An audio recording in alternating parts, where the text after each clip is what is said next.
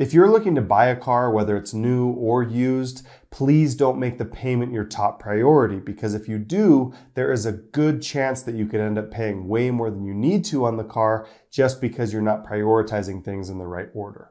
Now, I don't want you to feel like your car payment doesn't matter, because it does. If you really can only afford about $400 a month for your car, and you look at a certain vehicle and it's going to be about $1,000 a month, then obviously you really can't afford $1,000 versus $400 according to your budget. But I'm just trying to make the point here that you don't want to be making your payment the number one priority. Otherwise, you're going to end up paying way more for the car if the dealer really knows that and they can take advantage of that situation.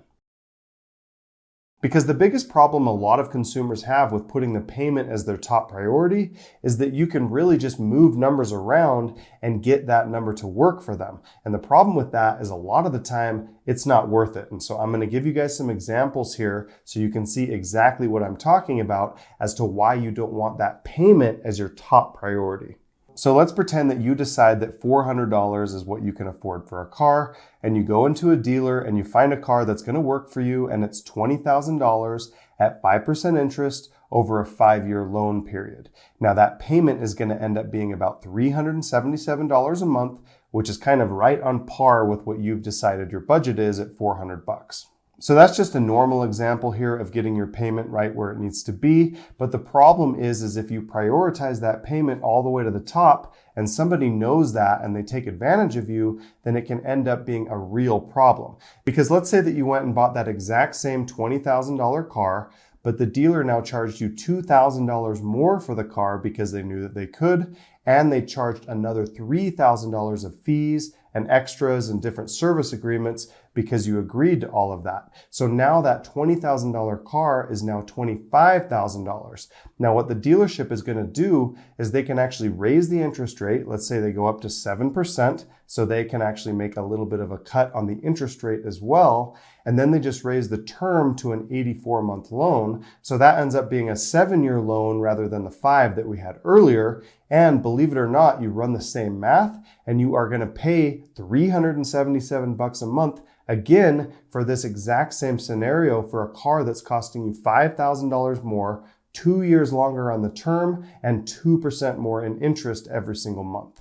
But the worst part about this mistake is how much it's actually costing you in the end, because that $25,000 car after interest and when the loan's complete, that sucker's going to cost you $31,700 when everything's finished, versus the $20,000 car, the same scenario, could have cost you $22,700 instead. So that's a $9,000 swing, all because you were prioritizing the payment, which is something you don't want to do. You actually want to prioritize other things in the car, and that's what I'm going to go over next. So my advice here in that exact same situation would be to follow a different order of operations here. And the first thing you want to do is you want to get the best price possible. So let's say that you go online and you find out that that $20,000 car, most people are actually paying about $18,000 for it. So you shoot for that at the dealer. Let's say that you do get that price at $18,000. And then you want to focus on the rate you're getting. So obviously you got to have good credit, but generally if you go through a credit union, you can get the best rate. And right now rates are about 2.5 to 3%. So let's just pretend that you do get a 3% rate.